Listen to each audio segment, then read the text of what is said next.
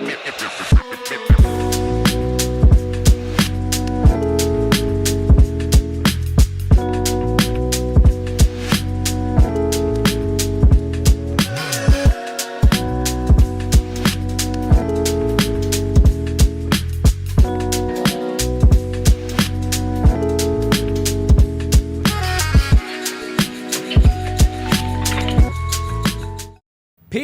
Tuesday on the DNVR Broncos podcast. That means we are joined by Pat Surtain. He's number 2 on the field, but he is number 1 in your hearts. Pat, what is going on, my friend? What's happening? Another week, another episode. Let's get to it.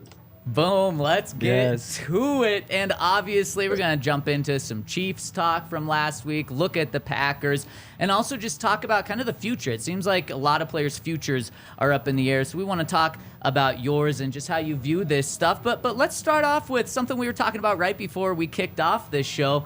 You had your first weekend off in like 3 months or something. What'd you do for a rare weekend off? Yeah, I went to go see Pops at Florida State.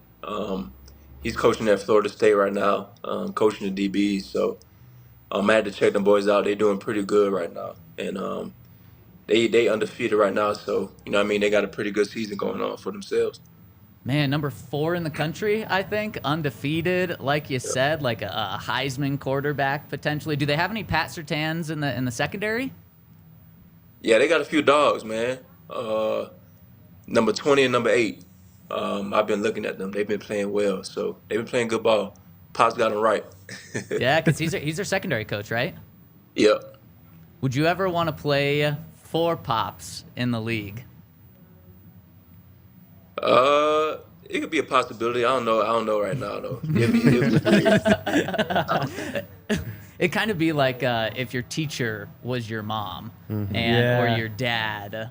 I don't know if Henry would be okay with that. Nah, I couldn't do it.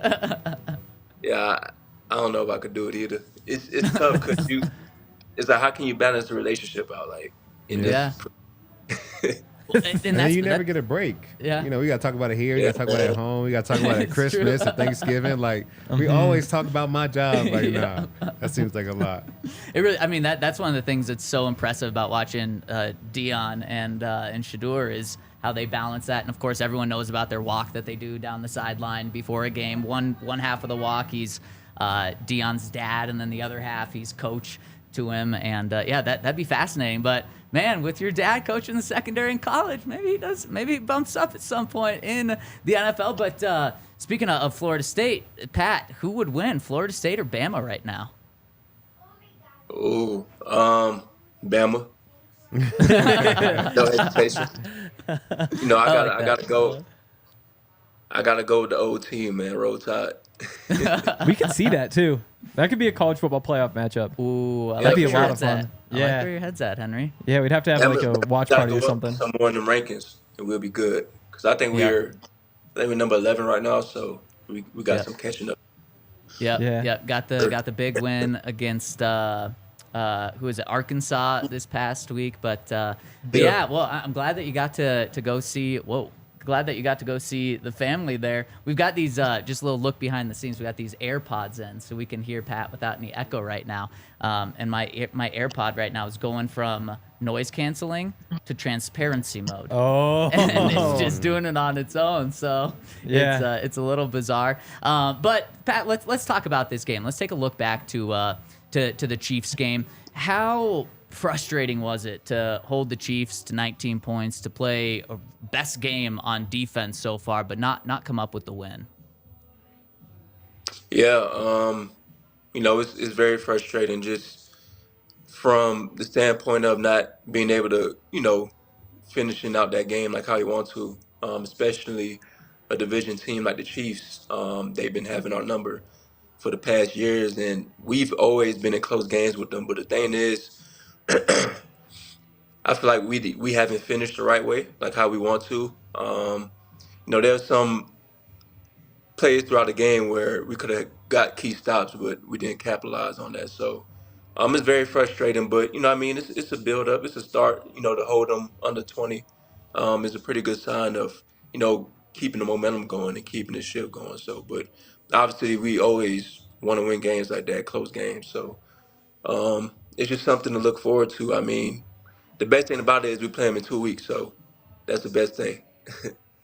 Yeah, and just to play off that really quick, since we were just talking about Alabama, you did so much winning at Alabama, and I know you've been asked about that, like how difficult has it been going from Alabama to then struggling, the team struggling in the NFL. But what a lot of things that players have said, and you included, is we need to learn how to win. We need to learn how to finish games. Can you and other guys that had a lot of success in college or with other NFL teams lean on something from your past to learn how to win, or how does a team learn how to finish? Because like you said, I mean, you guys played so well against the Chiefs. It's a great start, but what gets you over that hump of learning how to win? Yeah, I think it just starts collectively as a unit and as a team. I mean, understanding what it takes to win games in this league. It's just not about the preparation, but it's about the sense of urgency, the attention to detail, and stuff like that. Just understanding, you see teams throughout the league and how they win games and just how consistent they are.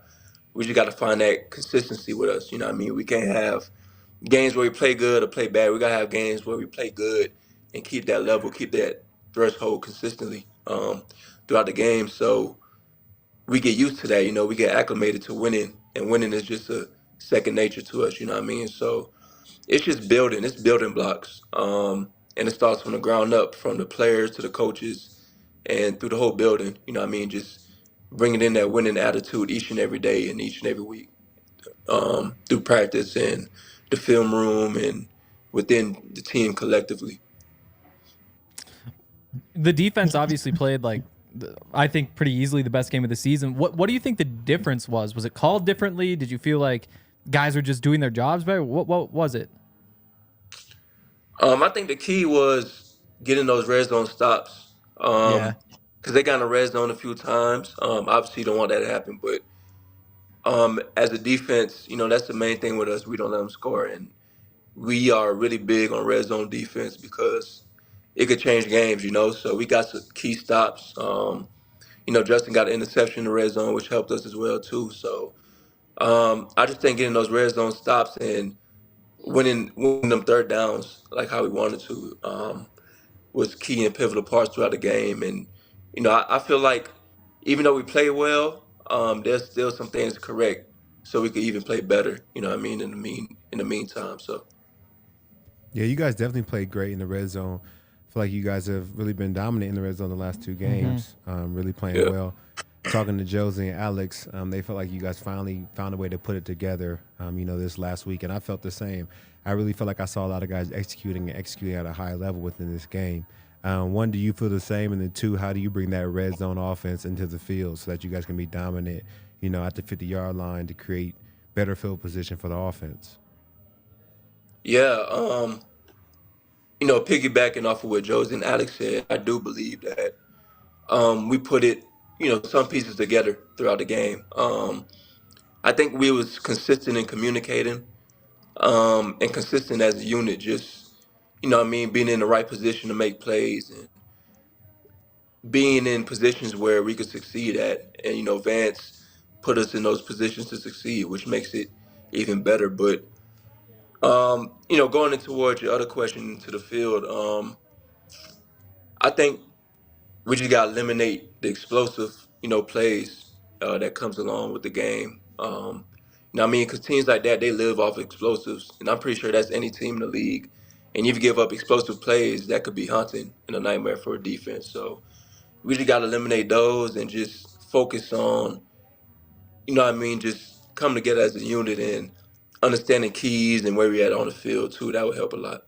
Kind of to play off that, and a question for Pat and Todd here. From an outsider's perspective, there's a lot of defenses. Specifically, I remember Vic's defense was called like a bend but don't break defense, meaning they were going to give up yards. Teams were going to be able to move the ball between the 20s, but then the goal of that defense was to really lock down in the red zone. We're kind of seeing that over these past 2 weeks with the Jets and the Chiefs with you guys too. But is there something, what makes a bend but don't break defense, or is that just casuals saying like they're just essentially good in the red zone and maybe not the best before the red zone?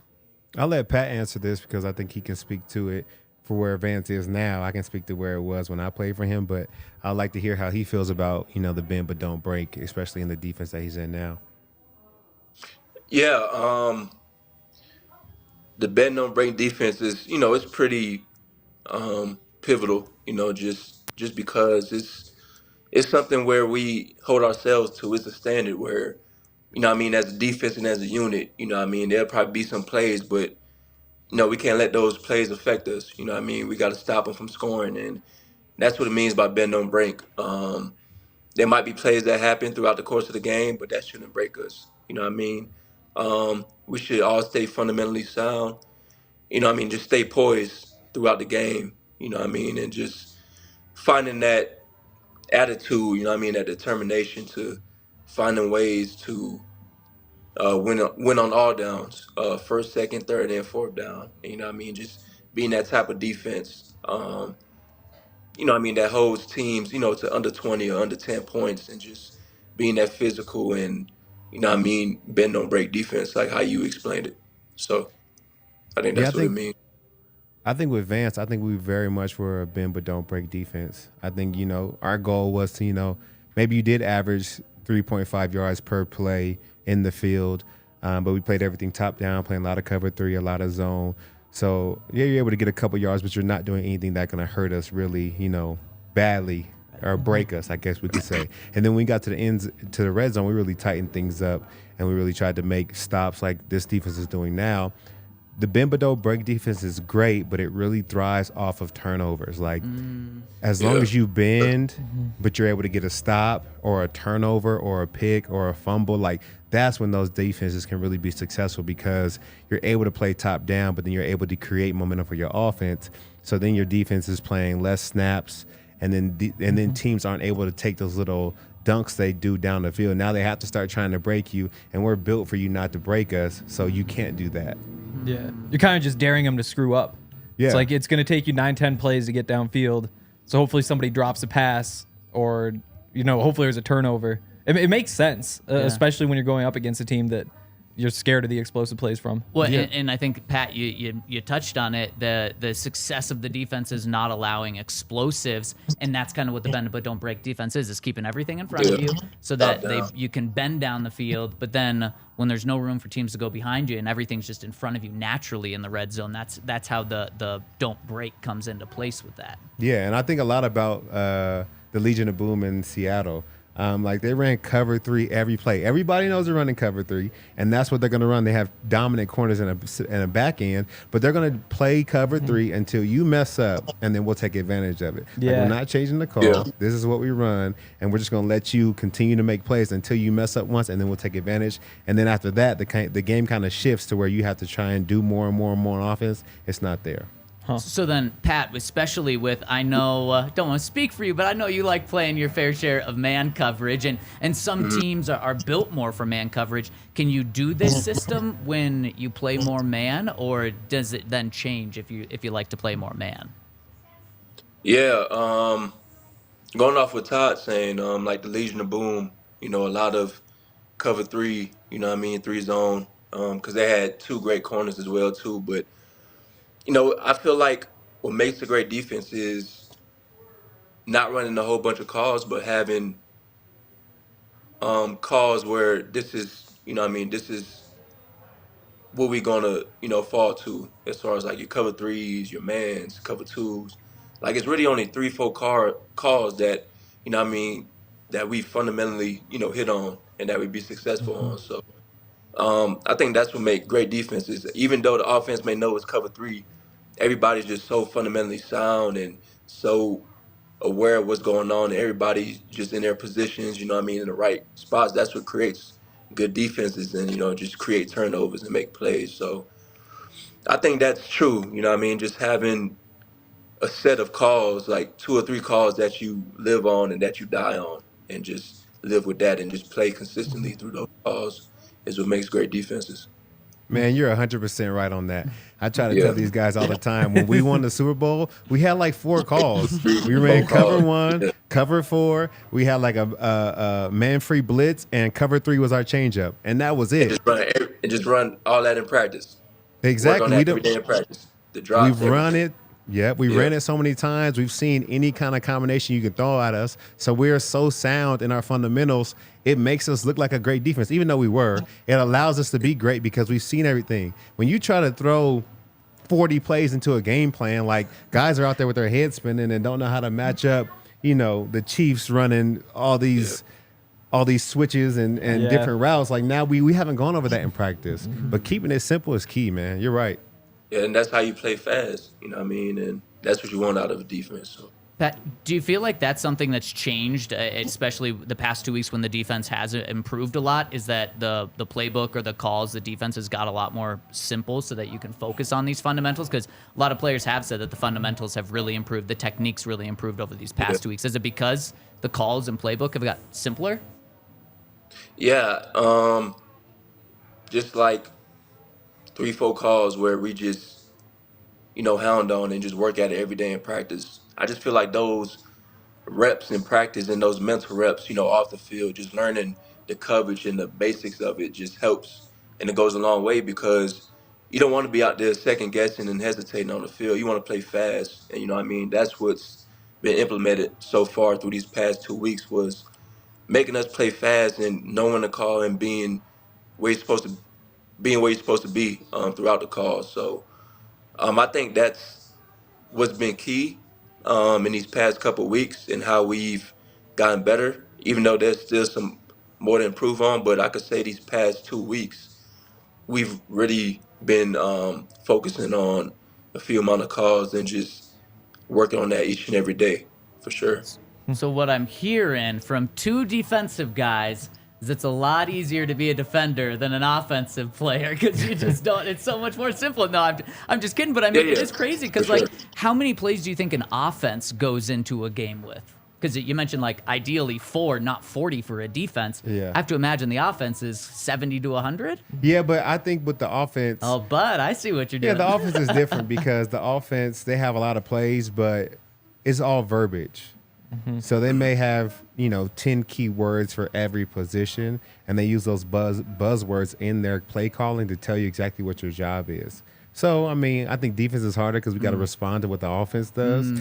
So that long play call just told everybody their job, and we got to go out, match up, figure out what our final job is. So I say defense is harder. The Chiefs were doing some crazy stuff.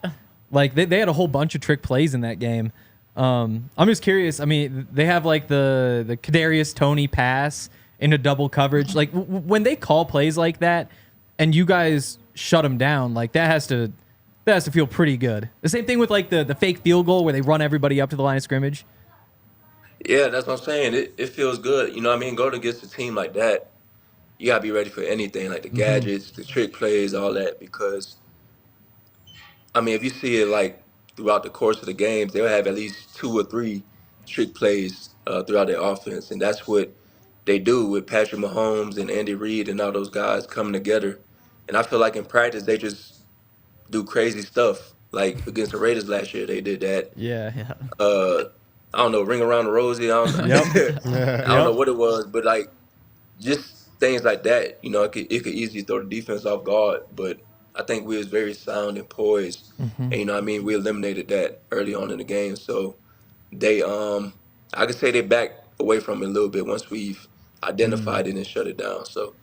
Pat, from a defensive perspective, when a team is doing trick plays like this, does it upset you at all? Because I remember last year when you're talking about the Raiders, when they did that circle one before the Raiders play, after the game, the Raiders were like, that was so disrespectful. Do you feel like that when it's a more traditional trick play, not like a goofy one like that? Yeah, a goofy one like that, I feel like that's pretty disrespectful. Yeah. I feel like that's OD. They just trying stuff just to see if it works. Shoot, let's try this out. They ain't gonna get it anyway. But I feel like you said, a standard trick play is just something to throw us off guard.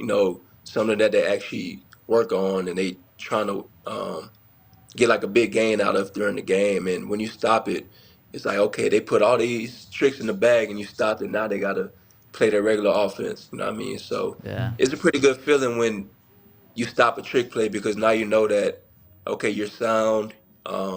That's probably 1 out of 2 plays they're going to try throughout the game. So, it feels pretty good as a defense.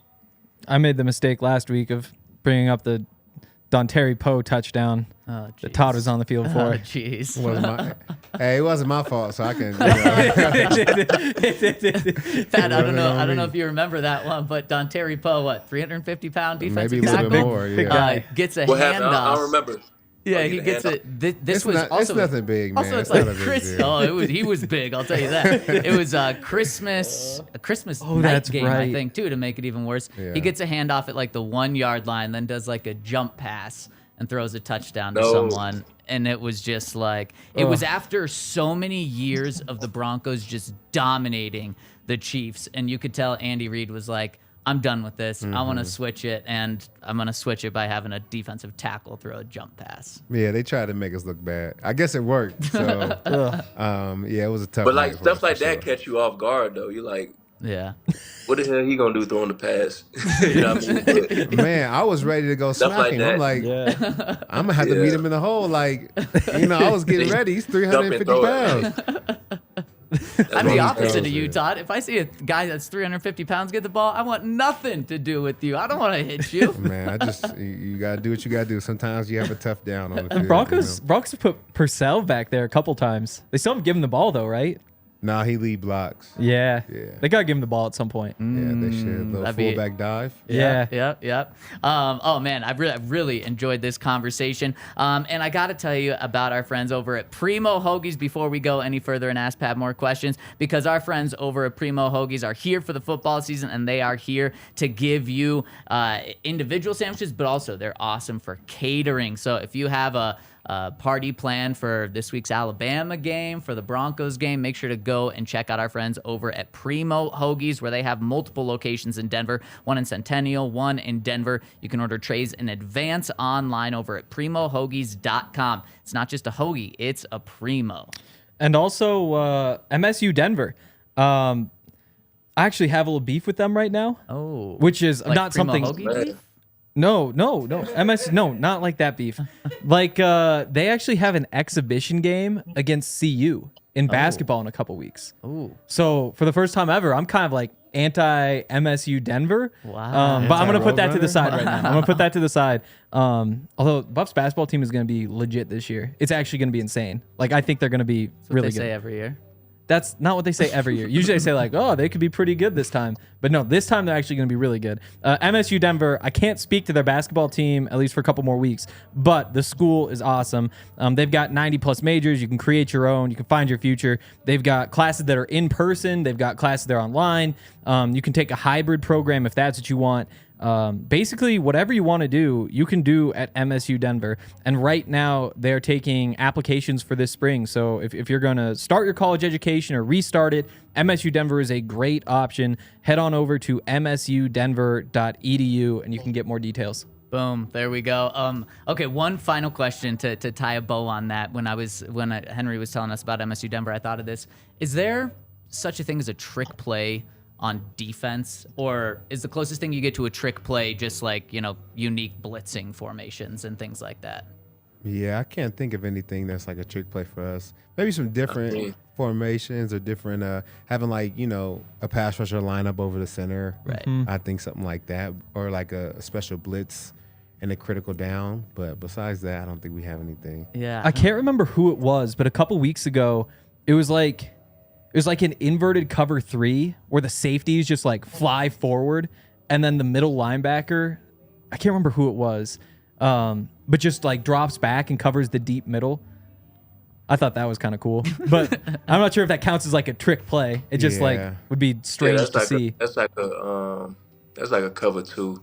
Yeah. When the linebacker drop like deep middle. That's like a down and Tampa distance 2. call. You know what I mean? Where they gotta get to the sticks. But I mean, maybe if we get a pick and we just like ladder up, you know what I mean? Across the Yeah. field to each other. I mean, Man, if that was unplanned, could you imagine how upset a coach would be? I have to imagine, right? Only if it doesn't work. Yeah. I mean, if it doesn't work. People doesn't done it work. before though. Like teams done that before. The Broncos. Sometimes it works, sometimes it don't. Yeah. There was one of those when you were on the team, right? I almost think the Super Bowl season there was a lateral.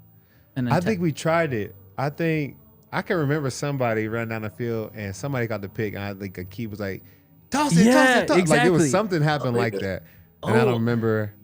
Another if one it worked or happened something. with K-Jack in the Texans game with Drew Lock at quarterback. You were on the team in Houston. Yep. Someone got a pick, and then they were going down. Was it a fumble? It was. It was a fumble. It was a big guy. Yeah. AJ, I think, right? Yeah. And he tossed it back to Kareem. And it was extra cool because that was Kareem's return back to Houston. Yeah. He scored. Oh man, he scored. He had his own pick that game. He took out DeAndre Hopkins. That hit, Was that Shelby Harris, the one that got the fumble? I don't remember. so. Todd was saying it was AJ it was Johnson, AJ, right? right? Yeah. Oh, it was AJ. Yeah. Those are Man. great plays. Yeah, I guess those are probably more so just sporadic trick plays, not like actual Nothing plan, you because can you're not going to plan. plan like, okay, on this down we're going to get a pick, and then Pat's going to drop back, and Josie's going to throw it across the field to him. Probably a little too much there. Yeah, a little bit too much. It'd be kind of fun. It would be fun, Pat. Maybe you throw this idea out to Vance, and we can see that this weekend. Yeah, facts. We get a pick, someone throw it back. Yep. Far sideline. And then you take it to What's the that? house. Yeah, you just like get all the blockers, the far sideline. You get somebody sitting back there. If anybody gets a pick, just throw it back to the other side. Only the skilled players could throw it though. You know what I mean? Wow. That's the first thing you say was a linebacker got a block. We can take a toss to the crib, you know what I'm saying? You know what I mean? Maybe like a few of the linebackers that's pretty athletic. That's the exception. You know what I mean? Josie has some You said fullback not Josie, vibes. Josie, only Alex? I'm pretty sure Ty was athletic. He I ran could like take a one to the 4.9 or something. I could take one to the crib. Oh, it was you know a what I'm saying? 4.85. 4.85. He ran a 4.85. come My on. game speed wasn't nobody running away from me on the field, though. You know what I'm saying? That gets you like 15, then you can toss it back. You know what I mean? There we go. So we're talking full on pass, then laterals after. I like it. You know? That's funny because my only pick six was probably like 17 yards out, so I don't think I have much more running room besides that. Like 15 to 17 is my At least you limit. got that on the stat sheet. Ooh, do you have a pick six yet, Pat? Yeah. Yeah, I Is there got one against one. the Chargers? Justin Herbert, baby. Yeah, it was Chargers. Okay. Yeah, There's yeah. one. Man, Chargers are charging, especially after last night. That's for sure. Oh, That was fun. Oh my goodness. All right, Pat. So obviously, 1-5. It's not what anyone thought this season was going to be like. And now that we're 2 weeks away from the trade deadline, I believe it's exactly 2 weeks from today. A lot of questions floating around about everyone's future on the team. And I mean, we've talked about it. There's no one more valuable to this team than you. And so we wanted to just know how you view your future with this team. Do you want to be with the Broncos long term? Yeah, definitely. You know, I plan on being here my whole career. You know what I mean? That's how I wanted to end up. You know what I mean? You know, I just love the organization. I love the city. So, you know what I mean? Being around here, being with, you know, a great group of guys is, like, fun to me. You know what I mean? So, obviously, the NFL is a business. No matter how things may go, you know what I mean? Sometimes it'd be unfair. But, you know, I love to be here for my, you know, long-term season and just bleeding orange and blue. You know what I mean? So, I think, you know, how things would shift out, you know what I mean?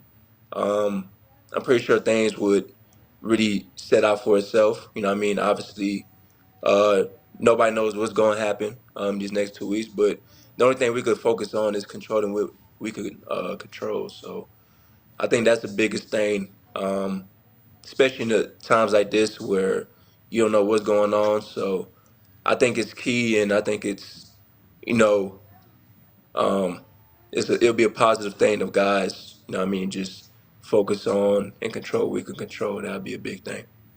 How tough is it just to see trade rumors going around? I mean, your name obviously doesn't get brought up much, but you still have all these teammates who are, you know, it's popping up one name or the other. It could be going here or there. Like, what's that like? Yeah, man. You know, in the locker room, we don't try to allow it to affect us. We leave all the external noise outside the building. You know what I mean? We just focus on the team as of now. Because like I said, the business, NFL is a business, so we look at it like whatever happens, happens. But I just believe that, you know, these relationships that you make in the locker room and in the NFL, those are long term. So, I mean, we just focus on that. I mean, we still got 2 weeks ahead of us to win some ball games, and that's what we focus on. That's what the standpoint is in the locker room right now. Just focus on getting some wins. I mean, just keep on building this bond with each other. Yeah, I think that's great, man. I think, you know, limiting the noise as much as possible. I know as a defense, there will be times where we like shut off our social media and just try to Yeah. get together and really bond as a team so that we can move this thing forward. And like you said, I think winning cures all. You guys start putting some good games together, all the noise goes out the window. They start talking about how good you guys are and how you're building for the future. So just keep them guys focused. Keep trying to put together wins, and y'all will be great. Yeah, that's the main thing. Just staying focused and keeping the main thing the main thing. Because at the end of the day, it's all about the team. You know what I mean? That's it. And once we build around that and once we focus on that, great things will come. So yeah, everybody's staying positive. You know what I mean? No negativity in the locker room. So that's a great thing. Well, and Pat, I know you can't see the live comments going on, but everyone is saying, Pat, we love you so much. Don't go anywhere. The Broncos country absolutely loves you. And I think Broncos country's at a point with a lot of players where they're like, yeah, I understand if the team moves on from them. Not with you. Nope. No one wants to see you move on. 23 years old, a cornerstone. And if the team does go through a rebuild, something that you can absolutely be a cornerstone of. So just wanted to pass on those words from Broncos country to you. And as you're looking forward, next game on the schedule is the Packers. When you look at this Packers team, it is quite different than it was a year ago. No Aaron Rodgers anymore. Devontae Adams, obviously, no longer on the team. When you see this Packers team, what are your initial thoughts? I know you haven't dove into them fully yet. That'll start tomorrow when you're back at practice. Yeah. But what do we need to know for about this Packers team? Yeah, I could say they're a very young team. They still putting stuff together, but they're very talented on the perimeter and in the backfield. I believe they feed off they run. You know what I mean, and it builds up for the pass. Scheme wise, they like to take shots down the field and stuff like that. Get quick rhythm throws to get the offense going. Obviously with a new quarterback and Jordan Love, I'm pretty sure they try to keep things simple.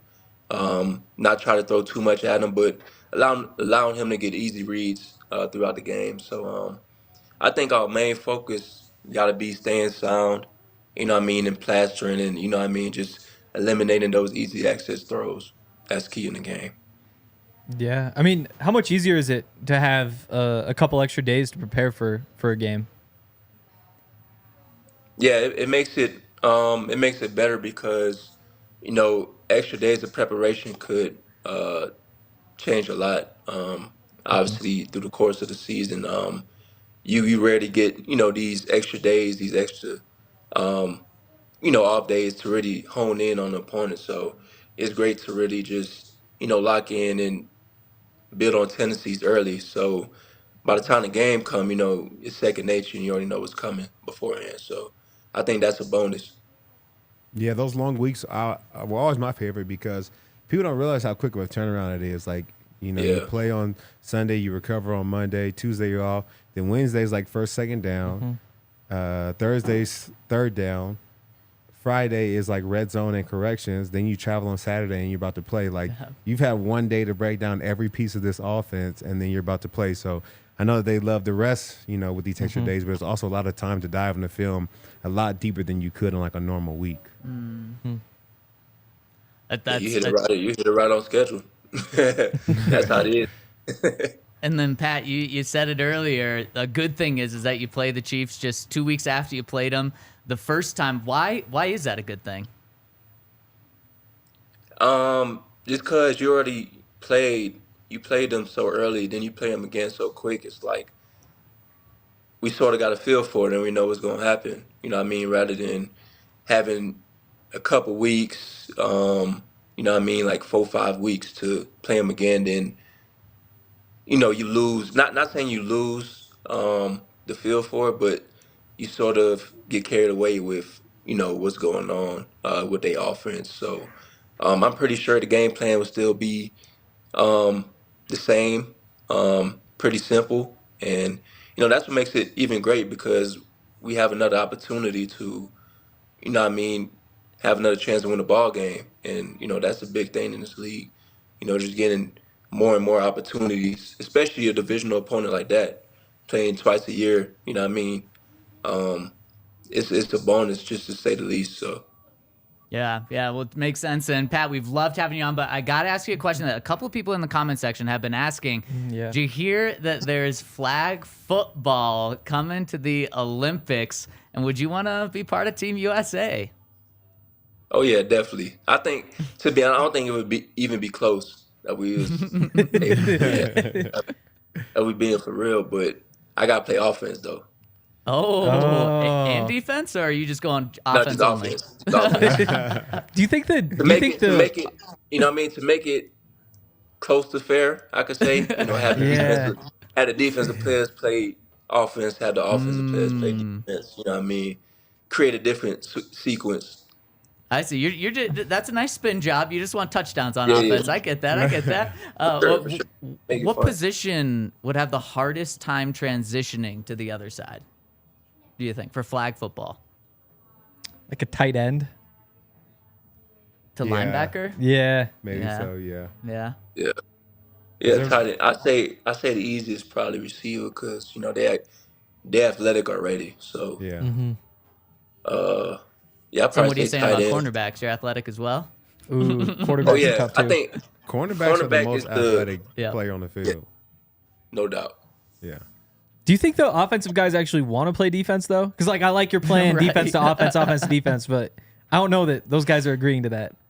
Believe it or not, guys throughout the team, we was talking about like, what if, we switch positions? Like, what if some of the receivers go to DB and some of the DBs go to receivers, and we do a little 7-on-7, and just that topic sparked up a whole conversation throughout practice because we all competitors, so obviously we're gonna say we'll just run them out the water, and they'll say they'll lock us down, but I'm pretty sure they'll be excited to do that. It'll be like a new position for them to play. And make plays. So Yeah, Cortland might be a good DB. He's gonna be corner hard to plays throw safety on. though. I think in high school. Okay, Yeah. see. Yeah. Yeah. Man, but Pat going up against Jerry, if Pat's a wide receiver, I'm taking Pat on that one. Yeah. The size is tough. Oh man, that's great, Pat. Thank you so much for being on with. Andrew's got one more. One more thing. So this week, Samori Toure, gotta watch out for him. Guy's like a legend. Broke a whole bunch of FCS records, like Jerry Rice's records up at Montana. Oh, he's a Montana player. Of course, He's a that's the receiver. only reason Henry's bringing him Okay, up. he's like their number 5 receiver, but he's sick. So Trash already. no, he's not. Don't listen to him. No, number 83. Keep an eye on him because he's pretty good. If Pat really just dropped off with that would be I know you're not incredible. talking about no Amori Toure. He's like, is this guy really trying to give me scouting advice Wow. right now? Get out of here. I was just am helping him out. done. I was That's helping him incredible. out. That's incredible. Samori's a Pat. dog. That was perfect. Oh, Damn it. that is so good. Oh my gosh. Henry, I love that you're trying to help Pat out. That's my job here. We're just doing it for Pat. Are we still on? You here? Okay. Oh, okay. All right. Let's tell you about our friends over at Breckenridge Distillery, where if you want some delicious Breckenridge Distillery, you can get it in 50 different states, of course, including here in Colorado. And if you want to find a local retailer to get it at, go to BreckenridgeDistillery.com for home delivery of award-winning Breckenridge Distillery. They've got so many awards. And also, underrated, I don't think it gets talked about enough. They're Riki seltzers. I know we've all had them. Yeah. All love them. I mean, it's delicious. It's like I love the lime one because it's like a margarita. So check out Riki seltzers. They've got so many things going on over at Breckenridge Distillery. And a huge shout out to our friends over at Backus and Shanker, where they help you if you've been hurt or seriously injured. And they help with all kinds of cases, whether it's car accidents, motorcycle, rideshare, pedestrian, trucks. If any time you have been injured or seriously hurt and you need some consultation, feel free to call Backus and Shanker at 222-2222, and they win for Colorado families. And they've been helping families in Colorado for over 25 years. And they're great because there's no fees, there's no cost until they win. your case. And they have won over $1 billion for their clients, and they have even more locations serving all of Colorado, including neighborhood offices in Denver, Aurora, Inglewood, and Fort Collins. So make sure you call them. If you need a consultation, dial 222-2222. Right on.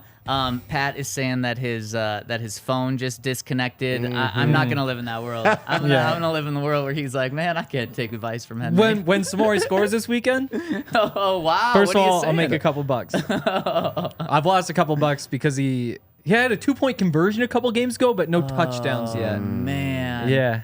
Can you bet on 2-point conversions? No. Yeah, I don't think I would have though. That would be maybe like the most unique bet. Yeah. Well, I mean, Dontari Poe touchdown pass. Oh man, I can't believe he's doing this. No, twice I'm done now. with that now. Twice now. I'm just saying, like, if we're talking about absurd betting odds, At least Dontari he's Poe. scoring. Your guy from Montana ain't even scored yet. There we go. There we go. Like I knew I was setting myself up for it. So to take you guys behind the scenes a little bit, like I said earlier, we had AirPods in. That's the first time that we've ever done that for an interview, because then it's not echoey. But during those ad reads, we took them out, and I feel like I honestly like disoriented because it was like quiet in one ear for 30 minutes, and now it's not. Am I crazy for thinking I don't really want to be sharing AirPods with other people? No, I think that's 100%. I think that's normal, right? Like, I don't know. This might be TMI. I personally am fine. I know that there are people within my family who've had like earwax things where it's like there's just a lot, and so like I've never wanted to share anything with anybody because of that, and so maybe I'm like troubled, but I can't do it. I can't share those. No, that's going like in your ear. It's gross. Body, no. It's gross. We don't want to share things. No, it's disgusting. I've had some clogged ears before. I'm not sharing with him. I'm not sharing with him. Gotta watch out now. Okay, let's move on here. And I saw a couple of comments saying this is the most positive and optimistic pod that they've had in a while. That's nice. Yeah, I mean, that's what happens when the team's 1-5. And it is fun to kind of take a step back and have some fun, especially when we have Pat on. And by the way, awesome answer. Love the conversation about defense, breaking that down. And then also him saying that he wants to be a Bronco for life, doesn't want to go anywhere. Good day for Broncos country, hearing him say that. But then we just kind of want to continue the positive vibes on the rest of this pod today by jumping into our Bet365 top 5. Let's break down the top 5 bright spots of the season so far. I think there's a lot of different people, areas, places we can go here. What's the brightest spot of the season? And do we want to open it up to everything where it can be, or do we want to just keep it to players? Let's just keep it open-ended. Yeah. Open-ended. I like this. What's the brightest spot of the season so far? A win? That Bears game? The Bears game. It has to be number one. I think so. Yeah, you're right. I mean, that's so funny. I didn't even think of a win, but if we're talking bright spots, yeah. Okay, I think the question is it the Bears win or the Bears comeback? Like, is it the win in general? Or is it just like seeing him come out in that second half? Or it might just be the win. Or is it just literally the single win? Yeah. It's just the fact they won, win. Yeah. The one win. I like, man, too bad 1 through 5 can't just be win. Because then that mean they'd be 5-1 at this point. Or 6-0. Hopefully. Yeah. Hopefully. Hopefully. Okay, I like that. The win. I like that. Man, I wrote down like a list of like 7 wins. Didn't even have that in there. But you're right, Todd. Yeah. That's it. That's number one. I think just throwing some ideas out there. Nik Bonitto has a bunch of sacks. You still have Pat Surtain. That is pretty nice. It's just like he exists. We get to watch him play. Quinn Miners has played well. Jaleel Marvin Mims. Sure. Yeah. For sure. There's some ideas. Yeah, I think Jaleel has to be in there. I think Marvin probably has to be in there too. Absolutely. And I do think the guy that you started off with, Nik Bonitto. Yeah. Do we just go the rookies? Because I think the rookies combined is number 2. Jaleel and Mims together. Do we separate them out? Are there any other rookies that you would include in this conversation? Moss hasn't really played. Yeah, Drew Riley Sanders hasn't played. struggled. Drew Sanders, no. Skinner hasn't played. It's just those two. Just those two guys. I mean, Nate Atkins has been kind of sick. But man, I feel like they're their own line. In his own way. I feel like they're their own line. Just because Jaleel's been. I mean, Jaleel got the start this past week. Yeah. Over Javonte Williams. Now, we asked Javonte about it yesterday, and Javonte, understandably so, and probably rightfully so, played it off by saying, we just have different packages. But Todd, I have to imagine, especially when it comes to like a running back, a position where it's very easy to choose what your first play is going to be. I took that Jaleel start as being significant, as Sean giving like a tip of the cap to the rookie, saying, "You've done incredible things. I want to give you this start." I think that's what it was too, because it was only that one play. He didn't stay in there the next play, so I think it was just him giving him the nod, like, "We see you. We love what you're doing. We're gonna give you the start right here." But did he have the bulk of the carries even? So in terms of snaps, Jaleel had 21 and Javonte had 18. Okay. So Jaleel did get more. For the first time this year. Yeah. Rush attempts, Javonte had 10, Jaleel had 7, but Jaleel also had 2 catches. So in terms of touches, it's 10-9. And Javonte didn't have any catches? No catches. Okay. So more touches. And I think a pretty even split makes sense, especially because I think coming into this game, Jaleel had pretty obviously been the more explosive back. I mean, he'd been averaging more than 7 yards per carry. But this week, Javonte did more with his touches. It's kind of the first time we didn't see the big play from Jaleel. And that doesn't mean like we're down on Jaleel or anything like that. But I do think we've kind of found the balance here where it's like 40% Javonte, 40% Jaleel, 20% Samaje, and some blocking situations, stuff like that. Yep, man. Pass protection. I feel bad for Samaje. Screens, though. He does well, I feel like, on the screen. He does. Yeah, he does. That's why I think you want him in shotgun. Like, I guess what you really do is, like, you could have, like, Manhurts and Jaleel in when you're in shotgun and have, like, Manhurts helping with the pass protection, have Jaleel running some routes. Or you could have Samaje in and maybe, like, it's Dulcich in at tight end, and so you have a receiver there. And then you keep him honest with a couple screens. There's definitely a role for Samaje, but I feel bad for the guy because it looked like he was going to be a really big role. Especially coming in where he was a number 2 back, coming in where when he signed, everyone in their right mind, outside of, I guess, Javonte, thought Javonte might not even start the season, and if so, it's going to be a very limited workload. So he probably thought, I'm going to be the number 1 back here. And that's, when he told us why he came here, he just had 2 reasons. 1, to be with Sean Payton, and 2, to have a bigger role. And he's just not having that. But this isn't the business of making players feel happy. It's getting the best guys on the field, and Jaleel's just been such a bright spot that I'm comfortable putting him number 2. Yeah, Jaleel at 2. Yep. We do Mims 3. Mims or Bonitto? Ooh. I think his last few weeks might convince me to go. I mean, especially last few weeks with just the inability of you. Not inability. They just haven't used Marvin Mims. He has 1 catch for 4 yards in the past 2 games on 1 target. So they just haven't been giving him the opportunity. It blows my mind. I think that's criminal. I think he deserves to get more time on the field. A career low 12 snaps this past week. That is true. And then in the past, I guess it's 3 games now, Nik Bonitto has 4.5 sacks, which is still really impressive. Yeah. All right, we can put Nik at 3 and then move Marvin to number 4. Yeah. Yeah, I think that's probably right. And I think the tiebreaker to me is just the fumbles from Mims. Like the dropped kickoff. This is bright spots, Henry. I know. Talking bright spots. But it is bright spots. But if you're trying to side Bonitto at 3, Mims at 4. It dimmed his light. It's dimmed his brightness with those drops. He's 4th brightest. Yeah. Yeah, I think it's fair. Which also means like 4th least dim. Still great. 4th least dim. It's still bright. Yeah. I mean, watching that game, Quinn Miners going up against Chris Jones, it was pretty awesome. Because, like, Chris got him a couple times. Like, there was a toss that he blew up. There were a couple, like, stretch runs where Quinn wasn't able to, like, overtake him, and so the back had to, like, cut back behind him. But for the most part, it was just, like, a pretty even battle. And that was pretty crazy to see. I've been impressed with Quinn all season. Especially when during the game you see Chris Jones go up against McGlinchey a couple of times, and it was the opposite. I mean, he was tearing McGlinchey apart. It's nice that this is bright spots. Well, no. But it adds to bright spots because it just shows, like, it's not like Chris Jones has lost anything. He's still that guy, and Quinn has played really well. I think Quinn is. I know Quinn's the highest rated offensive lineman of the Broncos on Pro Football Focus. Yeah, McGlinchey. I'm publishing the game grades today, which is way later than I anticipated, but we're calling it it's a Tuesday thing. It's on Tuesdays. Just wait for Monday night's game against Buffalo, and you have to get them up on Tuesday. Yeah, Tuesdays. Yeah, that's the Broncos gave up 8 pressures against the Chiefs. 5 of them were McGlinchey. They gave up 1 hit on Russ. That was McGlinchey. They gave up 1 sack. That was McGlinchey. It was a rough night. And the good news is there were no penalties. There were actually no penalties on the entire offense. Only 3 penalties in the entire game. And 1 for Damari that got declined, so you could call that 4. But, yeah, that's how you beat. That's been tough. That's how you beat the Chiefs is you play clean football. Definitely. And don't let the trick plays work.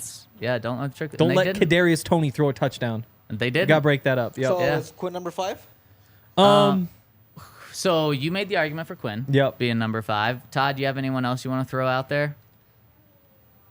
It's tough.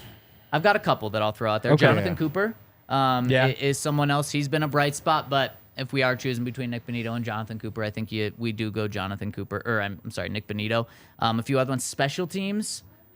Special teams have been good. There've just been a couple of plays. Yep, it's like the Mims, the punt that got fumbled, that kickoff that he dropped, and so they got the ball at the 4. Like, that's just a killer. Like, that might as well be a turnover. Week 1, the 4 points that were missed because of the kicking game. True. That's a win right there. I think it's an honorable mention. I don't think it's making this because it has cost them 1 or 2 games so far. Russell Wilson? Oh. Wilson what? After Thursday, I don't think so. If we were having this conversation last week, I could have gotten there. Yeah. But yeah, I think I agree with you. Yeah. What about the white helmets? Yeah, the white helmets is a good white one. Helmets. I was also going to go with the new Jumbotron that they've got. That's nice. I go helmets above that. Helmets above that. Mostly because from the press box, you can't see. Players to just different aspects of football. To things you can buy. The attendance at the game have been phenomenal. Surprising. Have you gotten a drink or some nachos? Oh, I wish. Phenomenal service. Wow. That should be number 5. I like that. What are we doing? Do we want to go Quinn, or do we want to have some fun with this? You want to bookend it with a win and something else? The helmets? I like the white helmets. I like the white helmets. The old school D fun. on the field. Whoa. Yeah, I think that gets in the whole vibe. That fits the whole vibe. Okay, you hear? I hope You're taking in white helmets. There you go. And that was our Bet365 top 5. And speaking of Bet365, if you want to get in and get some action on this weekend's games, Broncos slight home dogs to the Packers. And who's that receiver? Samori Toure. Samori Toure. I Guy's wonder a monster. if they didn't have Samori Toure, would the Packers still be favorites? No. Absolutely, they still would Broncos be favorites. be double-digit favorites there. Bro, Wow. Samori's sick. Wow. You can probably bet on his yards later in the week. And if you want to do that, check out our friends over at Bet365. Definitely touchdowns. Not yards. Touchdowns, okay. Yeah, you got the touchdowns have been up there. Use it. See if touchdowns is up there for this week right now, because that's typically the first thing that goes up. Use the code DNVR365 over at Bet365 in order to get great deals. And they have so many unique bets, so I'm sure you can get Samori Toure stats over at Bet365. Use that code DNVR365. I think this Thursday night's game is Jags and Saints. That should be a good one. That should be a good one. So, and I think that's like a pick'em game. So check them out over at Bet365. Must be 21 and older, physically located in Colorado. Please gamble responsibly. If you or someone you know has a gambling problem and wants help, call or text 1-800-GAMBLER. Okay. And if you want to check out the game, you need to check it out or get your tickets over at Game Time. Whether you want to see the Broncos get a win at home or you want to see Toure have 500 yards and 1 target. Or 5 drops, which is more likely. No, they're not throwing the ball that many times. Whether you come from Montana or anywhere in the country, check out Game Time if you want to get your tickets. They have fast and easy way to buy tickets for all the sports, music, comedy, and theater events near you. It's really an easy app to use. And I think it's the greatest place to buy tickets if you're looking for some. So make sure you go download the app, use code DNVR, you get 20% off, which is a good amount of money for sure. $20 will buy you a Primo hoagie. Yep. It might buy you a Kind Love roll. Oh, yeah. It's a lot of good stuff you get for $20. So make sure you check out our friends over at Game Time. Again, download the app, create an account, use the code DNVR for $20 off your first purchase. Speaking of Kind Love, we have our new line of Kind Love. And there was a pack. Is that what they're called? Pack? I mean, that's what it is for Sig. I mean, imagine it's got to be the same. I don't know. Exactly. We had a pack on the table last week. It's gone. Are you guys shocked? Not at all. No, Nuggets guys. Nuggets guys. Wow, Yeah, just calling Nuggets them guys. out straight up. I like that. Okay, let's go into the comments. Yes. No touchdown props yet. I have gotten it plus 2,000 before. Also, he had 303 yards in a playoff game. Broke Randy Moss's record against Southeast Louisiana. We can move on, though. Some breaking news coming down the wire right now. A wide receiver with the initials JJ. Justin Jefferson? Nope. Has just joined there the another? Philadelphia Eagles. If it's not Jerry Judy, is there like a I didn't say JJ I didn't say it Taylor? wasn't Jerry Judy. Wait, Is it? it's not Jerry. This would be very different. You wouldn't be giggling if it was Jerry Judy. You're correct. Yes. Imagine somebody that's been down south a lot more. No, think of this. I'll give you a hint. Julio Jones. Boom. Oh, impressive. Yeah. Good one. Told you. There Damn. you go. Man, another first rounder getting another chance. Julio's good, man. He got a lot of money. He should Julio just might have earned be his. sleep somewhere. Yeah, I think just call it a day. Just call it a day. But yeah, Julio Jones joining the Eagles, that just doesn't really make sense. Don't the Eagles have tons of weapons already? Yep, I guess they do. might as well add a Why veteran not? there. But I mean, he can be like their little Jordan Humphrey. Obviously on a little bit different level, Yeah. but like the big body, put him in the slot, let him block a little bit. when was the last time Lil Jordan caught a pass? It's been a bit. I was Yeah. looking just out of curiosity. So like Marvin played 12 snaps, 8 of them he ran a route. Lil Jordan played 15, so 3 more, but only ran a route on 5 of them, so 3 less routes. So that's, I mean, a lot the of dirty work. Yeah, exactly. A lot of it's almost like a Greg Dulcich role where just like kind of line him up in the slot, have him like come in, crack some linebackers and stuff. Speaking of Greg Dulcich, you take back what you said about the way to handle him? No, because I told you. you were I told you. I told you. again, but my point was, again, feel bad for Greg and hope he gets healthy. Yeah, of course. Does it really matter all that much? They're 1-5. Damn. Like, but the wins don't matter. The wins don't like go on a run, go win 4 games. Guess what? You're 500. You're probably not going to win enough to get the playoffs still. Like, it just doesn't. He's got 11 months still to get healthy. Oh, you sound like a real GM right now. I know. Well, Throw the guy out there. Let's see if he says he's healthy. Throw him out there. The game against the dang, Chiefs- put him on the sideline. He's not worth anything. would have Who been a cares? massive win. Would have been a massive win. You gotta put the cards on the table. Dang. Man. Chips on the table.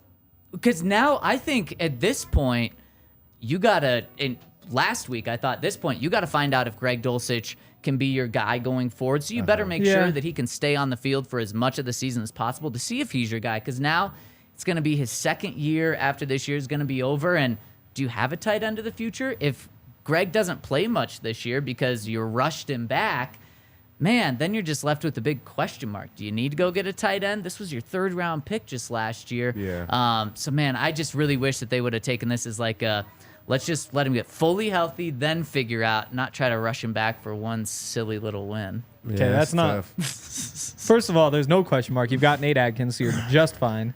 Second of all, Who was inactive this past week? yeah, but yeah, they made a mistake. I'm writing about him. There's gonna be a fun story up on him pretty soon. There was like a block he had on Chase Young. I was just asking him like, what are your favorite plays that you made so far? And there's like the one-handed catch, that sort of stuff.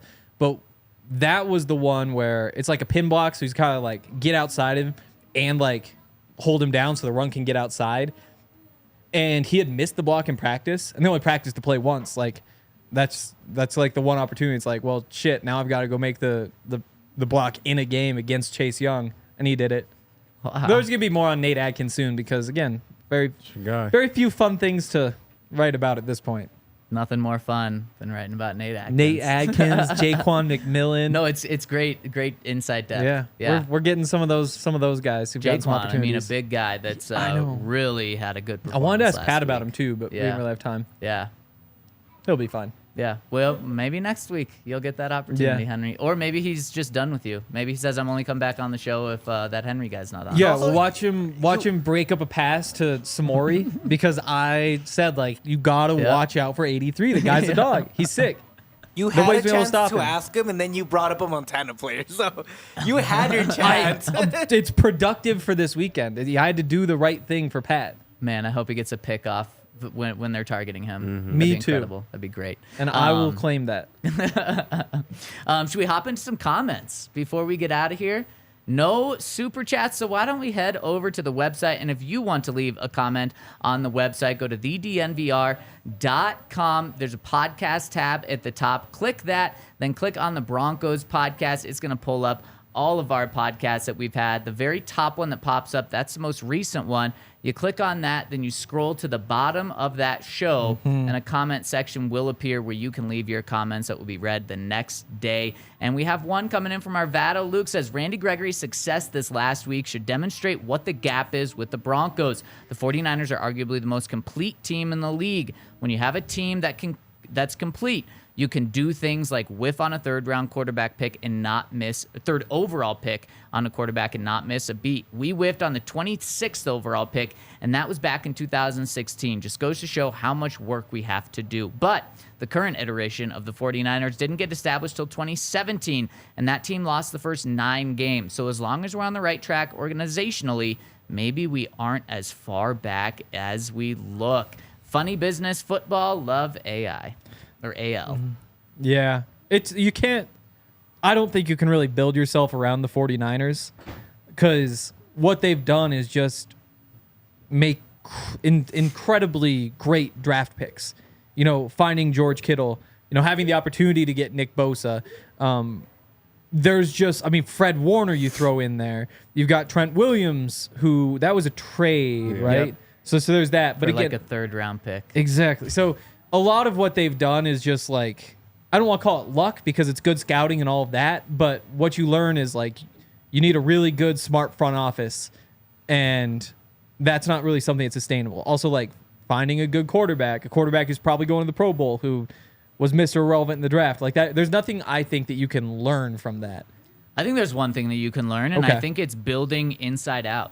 If you want to take that route of the 49ers, they had 4 straight drafts where their first pick in the draft in the first round was a defensive lineman or someone in the front 7. That's wild. You never see that because if someone has a dominant defensive lineman, they're like, well, let's go help some other position out. So they really built their defensive line. And then on the offensive line, you mentioned Trent Williams. They got a good deal for him trading with him. But then Mike McGlinchey was a top 10 pick for them as well. They invested inside, then went out, and they did add a guy like Deebo Samuel and Christian McCaffrey, but those weren't first-round picks like the Broncos did with Jerry Jeudy. Now, I'm sure you can point to some first-round picks at wide receiver and running back that absolutely have worked out, but if you want to do it the 49ers way, that's kind of my biggest takeaway is go inside out. And, I mean, Christian McCaffrey, people make the mistake of saying that running backs aren't important. They're very important. They're one of the most important positions on the field. They're just not a good investment. And so it's kind of a gamble. But when you're in a situation like they're in, and there's like, yeah, we can throw a second, a third, and a 4th round pick to go get Christian McCaffrey on like a pretty awesome contract when it's traded too. Like when you've built that team up, that's what you can say, we can take this gamble, might as well use this gamble and add the best running back in the NFL. And now, I guess probably not the best player on their team, but that's because you have Nick Bosa and like Fred Warner, and I don't know. He still might be the best. He's in the conversation. He's one of the best players in football. He's incredible, but so is Nick Bosa, and so is Fred Warner. Like people are saying, Fred Warner should be Defensive Player of the Year this year. So if not him, maybe Nick Bosa should. Those are just nice problems to have. Which of our players should we campaign for Defensive Player of the Year? And I think that points to this conversation right here. Points to just the differences of how running backs are valued. Because I do think it's a conversation to have. Who's a better player? Who's more valuable? Nick Bosa or Christian McCaffrey? Christian McCaffrey makes a third of what Nick Bosa does now. Exactly. And he's very much in the conversation to who's a better player. But at some point, there's just going to be one day where Christian McCaffrey just wakes up and he's just not going to be the same. Like that's what happens with running backs. Same with Joey Bosa. That's true. It's just going to be like 5 years later you would expect for Nick Bosa. And also like there's the more injuries that happen for running backs. And that's why the investment side is tough. But if you get the opportunity to go get, I mean, what's top market running back? Like $15 million right now? Yep. That's a good deal if you're actually getting the number 1 running back.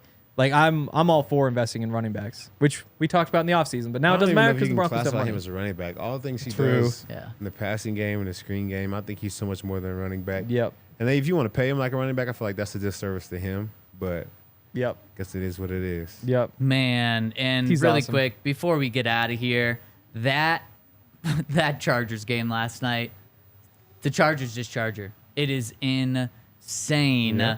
They have a losing record. They're 2-3 right now. It's wild. The Raiders They find a way. have a better record than the Chargers. And Todd, you said at the beginning of the season, Chargers are just going to Charger, and by golly, do they? I mean, Brandon Staley's probably at the top of the list to be the first coach fired. I have to imagine. Sadly, yeah. Yeah. Yeah, you I was were here you with with Staley him? for 1 Yeah. year. What'd you think of him? I thought he was a great guy. Yeah. I Yeah. thought he was a great guy, good coach. Outside linebackers coach when he was here. Yep. But I definitely liked him. Was wondering why he didn't call me and pick me up when I was in the Raiders. No, he's a good dude. Good dude. Yeah, no, in his only 1 year here. Yeah. And then he went to be a defensive coordinator for 1 year, and then he was a head coach just like that. Yep. Yeah, he is a good dude. So, but what you mentioned the Bosa brothers and Joey Bosa, I haven't thought of him at all this year until I saw him on the field yesterday and was like, wow, they're paying a lot of money to him to Yep. just be a guy, not like a game wrecker or anything. It is crazy that defense isn't better though. Yeah. Like you would think, I don't know. Like it's tough with Khalil Mack even because you know that he's probably not the player he was like 5 years ago. Uh-huh. But at the same time, he had a 6-sack game. Like that is still in him. 6 sacks is an insane number. Who was When that you against? 2 weeks ago, 3 weeks Yeah, ago, it was the Raiders? the Raiders. Yeah. Yeah. Because he also had the 5-sack game against the Broncos. Oh, yeah. I just can't believe that happened. But yeah, I mean, I guess J.C. Jackson didn't work out. Asante Samuel gave up like that catch at the sticks to Brandon Cooks yesterday. He doesn't really tackle. Yeah. He's like, maybe he's only like a solid cover corner, so maybe that's where one of the holes is. But you still got like Derwin James. Like Kenneth Had a Murray really looks bad good. penalty. I missed that. I was only half paying attention. Yeah. But yeah, it is weird that defense isn't better. Yeah. And honestly, that offense isn't better too. Like you would think that they would be getting more out of those guys. I guess Yeah. you lose Mike Williams, but like the fact you've got Quentin Johnston, I think there's a T, and he was what, like the number 6 pick and has Yeah. 4 catches this season. Yeah. I didn't even notice him last night. Yeah. Yeah. It's- Especially without Mike Williams. The Chargers are just weird. Yeah. The Chargers just don't make any sense. Nope, they Never don't. do. And Never that's, do. That's good news for the Broncos. So I'm just gonna. I wasn't sure if they were gonna Charger this year, Todd. I'm gonna listen to you every year when you say it. They're gonna Charger. They are. Part They of got them. Eric Kendricks too. EK, that's my dog. Yeah. He's awesome. Yeah, he is. Like it just doesn't make sense. It doesn't. I guess maybe it's defensive line and maybe the middle of that offensive line. Man, we've had quite a pod, talked about a lot, and it was awesome to have Pat join us today, get his insight that he does want to be here for life. And if you're tuning in still, hit us with a thumbs up on the way out. Really helps us and shows us that you appreciate this PS Tuesday. So thanks so much to Pat wait. Surtain for coming on. Oh, yes. Don't forget. Oh. Thank you. Close We've one. got a birthday shout out to give to our guy, The Count. He Count. had his birthday this past weekend. I wanted to wish him such a happy birthday because we all love you, The Count. Yeah, 1,001, I think. Yeah, right? 1,001. There's 1,000 last year. I remember. So we love you, The Count. Thanks so much for rolling with us. And thanks so much to everyone for tuning in. We really appreciate it. And we will see you tomorrow at 11 a.m. on the DNVR Broncos podcast.